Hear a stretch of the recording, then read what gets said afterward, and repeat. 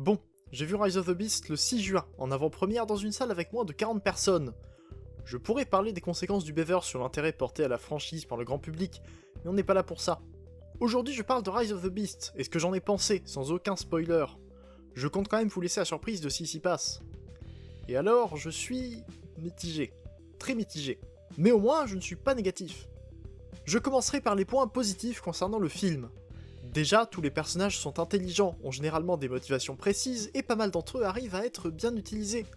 C'est un bon point qu'on retrouvait déjà dans Bumblebee, ce qui continue bien cet univers de film.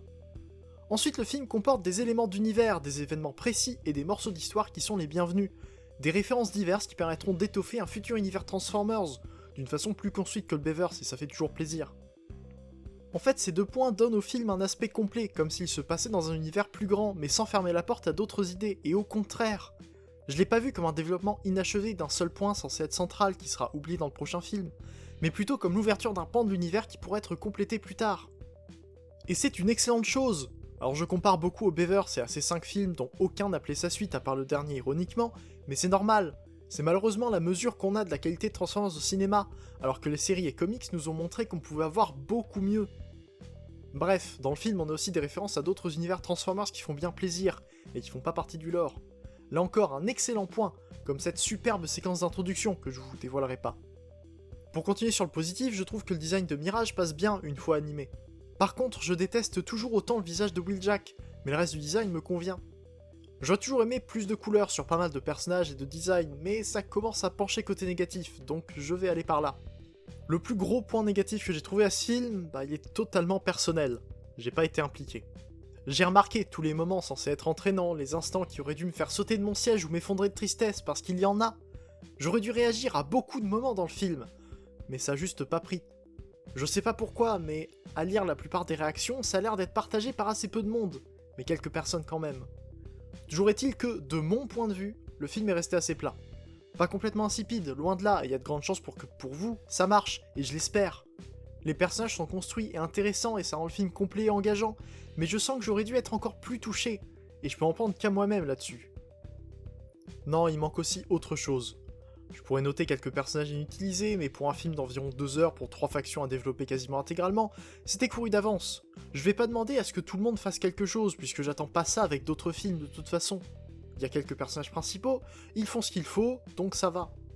Non, ce qu'il manque et que j'ai remarqué après discussion avec quelques autres qui avaient vu le film, c'est de l'interaction.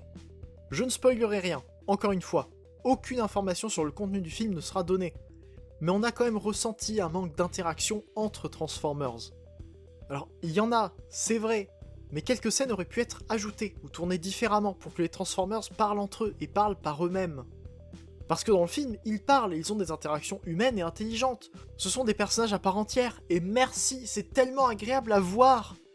Mais la plupart du temps, les Transformers parlent aux humains, ou avec les humains. Ils échangent au final très peu entre eux, et je sens que quelques explications, quelques dialogues entre les personnages, ça aurait pu faire beaucoup de bien au film, et permettre de plus s'attacher aux Transformers en globalité. Enfin, je sais pas, pour un film qui s'appelle Transformers, c'est vrai qu'on est un peu habitué à ce que les robots ne parlent pas vraiment, mais ça aurait pas fait de mal que ça le soit encore un peu plus. En fait, c'est ça, j'aurais aimé plus d'explications de la part des personnages eux-mêmes. On a bien des motivations rapportées, mais il manque un quelque chose qui m'aurait encore plus impliqué. Une discussion ouverte entre quelques Transformers pendant que les humains sont traités comme un décor pour une fois, ça m'aurait vraiment plu.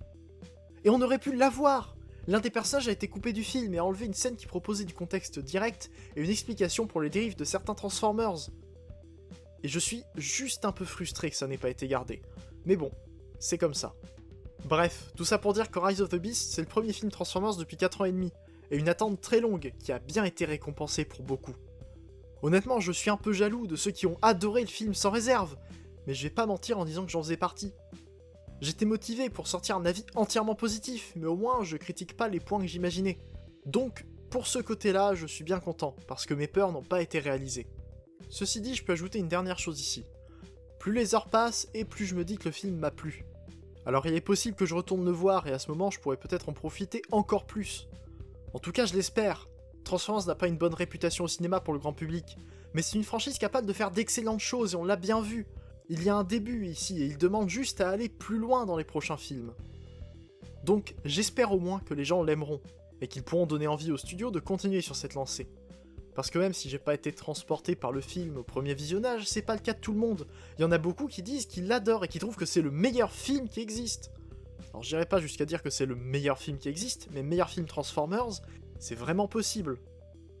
Et dans tous les cas, ça ferait pas mal d'avoir plus de contenu pour la franchise. Ce sera donc tout pour moi pour cet avis. Je rappelle qu'il est personnel, et j'aimerais qu'aucun spoil ne soit disponible en commentaire. Dans tous les cas, je supprime si jamais ça arrive, il n'y aura pas d'avertissement. Donc merci à vous d'avoir regardé, et comme d'habitude, abonnez-vous pour ne pas louper mes futures vidéos. Faites un tour sur l'arche sur Discord pour discuter avec le fandom francophone, et faites un tour sur mon Tipeee si vous voulez me soutenir. On se retrouve bientôt pour une prochaine vidéo, c'était Heider, fin de jour et salut.